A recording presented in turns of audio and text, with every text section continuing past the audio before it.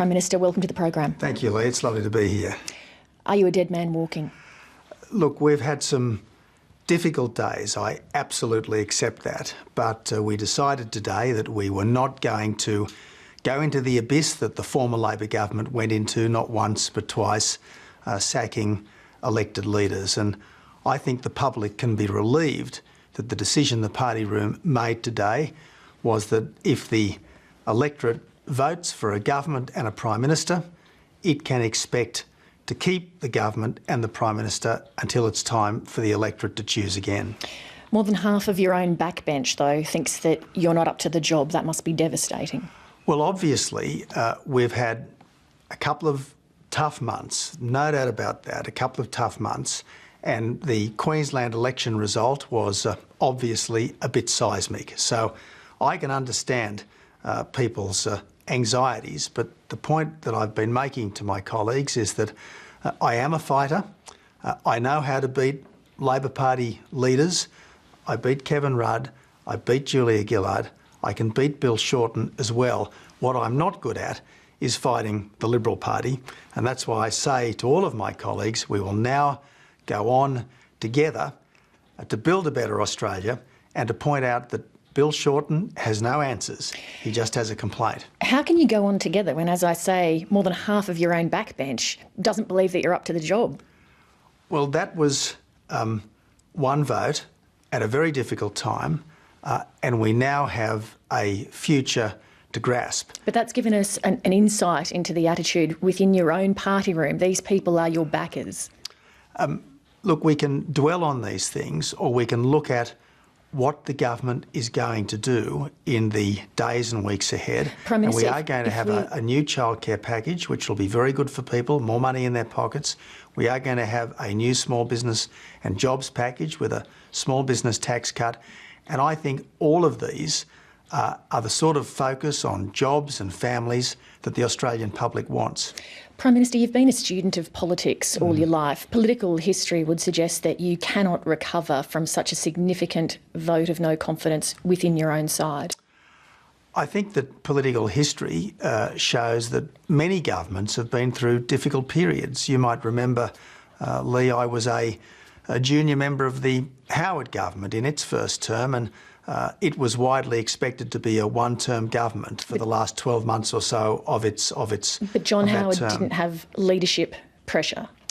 Well, I'm not so sure about that. I mean, I can remember those times very well, and I can remember stories about tensions between different people and the Prime Minister. I can remember early in 2001 there was a lot of talk about John Howard not lasting the week. He never faced a spill motion with a half of his colleagues basically thinking he wasn't up to it. Well, Leigh, look, we can dwell on the Canberra insider stuff, and obviously, if you want to talk about it, I'm not going to run away from that. Or we can talk about the sorts of things that this government wants to do now. Because there were lessons in last year. Plainly, we did bite off more than we can chew in some important respects, and what I'm determined to be is much more consultative and collegial this year. We won't shirk the big issues the way the Labor Party is shirking the big issues, but we will address them in a different way. We will socialise decisions before we finalise them, and that way we're more likely to take the people with us. Did you ask some of your colleagues today for 6 more months to recover? No, I did not. You've not put a time frame on it? No, look, the thing is, every party leader is being tested every day. I accept that. I'm being tested every day, and I am hoping that every day I will substantially pass the test. And that's how you build up. That's how you build up strength and credibility by every day passing those tests. Is it fair to say that you haven't passed enough of those tests so far? Well, I'm not saying that I'm perfect, and I guess that's me as a human being and as a politician. I've never been a skite, and I don't intend to start now, and I've never been someone to blow my own trumpet, or indeed to start saying that we're the best thing since sliced bread. But we said we'd get rid of the carbon tax. It's gone. We said we'd stop the boats. They've stopped. We've said we'd build the roads, and with the big exception of Victoria, where the new Labor government is spending $1 billion not to build the road. The roads are going ahead. And sure, budget repair has proven a big challenge, Leigh, but a good start has been made. But Prime Minister, that is the exact message that you've been giving over and over again for quite some time, yet your disapproval rating in the news poll that was out today was 68%. Clearly the public is not buying what you're saying there. Well, I accept, Leigh, that things have got to be a little different in the future, perhaps quite a lot different, one would... quite considerably different. I accept that, Leigh. And one of the points that I made in my speech to the press club last week is that if you look at what New Zealand did with fiscal consolidation, they had a very tight clamp on new spending. They didn't engage in big cuts.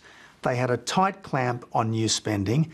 And New Zealand has got a government as a percentage of GDP from 35% to 30%, a very big change in just a few years. Prime Minister, if you do your best and you're unable to turn things around in a reasonable timeframe, will you give your colleagues a promise tonight that you will step aside to give them a fighting chance with somebody else's leader? Well, I am going to give them a fighting chance of winning the election. And I think that's exactly what I can do. But what I'm not going to do... What if you can't do it, Prime Minister? Will you give them a reasonable amount of time to try to hold on to power with somebody else? Leigh, what I'm not going to do is play these Canberra games of ruling in this or ruling out that or hypothesising about what might happen down the track. Haven't you upset your colleagues, though, by implying that the only way that you can be removed is if the electorate votes you out, when actually we have a Westminster system and you are at the helm because your colleagues put you there? I absolutely accept that. And then we went through an election, and that's another element. It's not necessarily the absolutely overriding or only element, but what all of us want now is to give the government a good fighting chance of recovery, because we are grappling with the real issues. We're grappling with economic security, particularly the fiscal issue, the budget issue.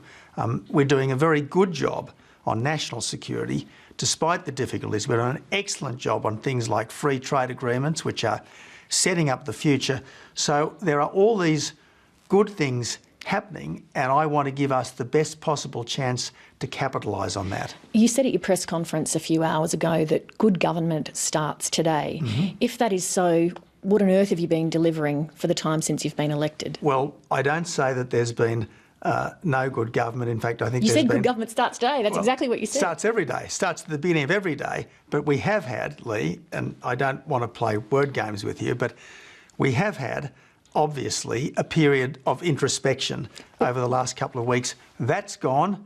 We've put that behind us. And again, if you don't mind me saying so, Leigh, there is a lot of good news out there, as well as a lot of disappointing news. Economic growth, 2.7% now, 1.9% a year ago. Sorry to interrupt you, but how can Jobs growth, three times in 2014. How can you say you've put it behind 2013. you when such a significant block of your own party room has lost confidence in your leadership? Well, the important thing is to ensure that, having been returned, the confidence and the trust grows. And every day, that's exactly what I'll be doing, Leigh. Why have you been giving Australians a government with training wheels on? Well, every government grows into the role. And as I said to you, the Howard government was a better government for most of its second term than it was for most of its first term, and it was probably a better government for most of its third term than it was for most of its second term. So we will get better, and I am determined, Leigh. I am absolutely determined that we will be a better government this year than we were in every respect last year, and that's what the people elected us to be, the best possible government. And we would be not the best possible government if we engaged in endless navel-gazing and musical chairs when it comes to leadership. We've had the Tony Abbott in opposition, the guy who promised no more chaos, the adults back in charge, there'd be no excuses, no broken promises. Then there's the Tony Abbott that we've had so far in government with the surprise policies and the broken promises and the captain's picks.